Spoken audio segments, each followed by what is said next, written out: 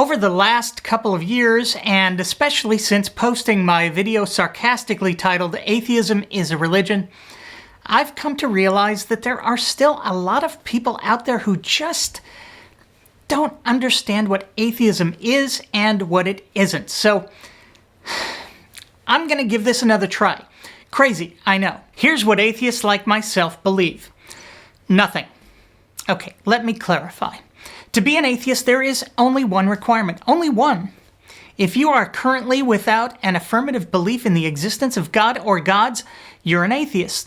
I'm looking at you, Neil deGrasse Tyson. It really is that simple. We have no dogma or any set of affirmative beliefs beyond that.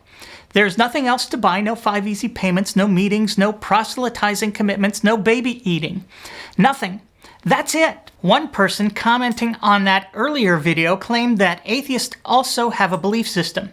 Quote, "The belief system I'm talking about refers to what atheists believe about the creation of the universe, the afterlife, souls and spirits, and what governs their philosophical and moral code.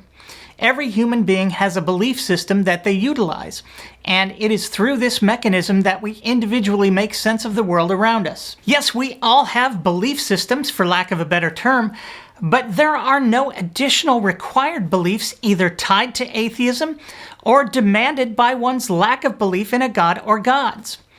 What an atheist believes about the world, beyond that one question, is entirely up for grabs and in no way derived from an atheist's lack of belief. Atheism is nothing more than the rejection of a claim, one single claim, that a god or gods exist. And the rejection of that claim is usually, hopefully, tied to a lack of evidence and or a failure to find compelling the arguments for the existence of God or gods.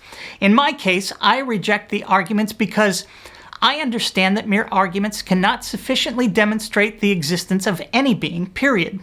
For that, you need actual evidence. Simply put, you can be an atheist and believe any number of things about the creation of the universe, the afterlife, souls and spirits, whatever those are, philosophy, morality, and as I've proven with my new political series, Mr. D Goes to Washington, even politics. There is no such thing as I'm an atheist, therefore I'm also a fill in the blank. Democrat, Republican, evolutionist, skeptic, or even a fan of science. Nothing follows from not believing in God or gods, just as nothing follows or has any bearing on your worldview because you don't believe in fairies or sock demons. Nothing. It's why we atheists have such a hard time coming together. We are a proverbial herd of cats. We're all over the place and, for the most part, completely non-conforming. We're a royal pain in the ass. Nor does being an atheist demand something as faith-based as believing that there absolutely could not be a god or gods. The A in atheism indicates neutrality and closes no doors.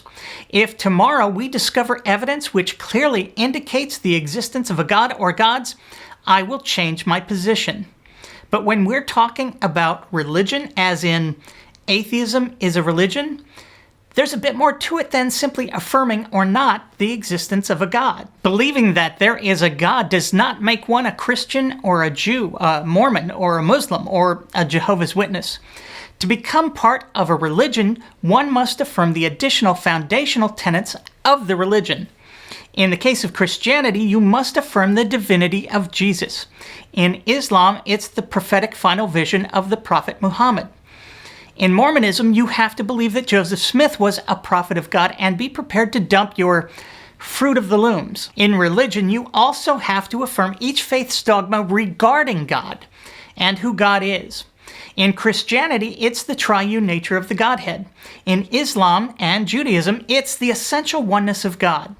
And in Mormonism, you have to embrace the idea that at some point God was just some dude, just like you. Sorry, ladies, that's just the dogma.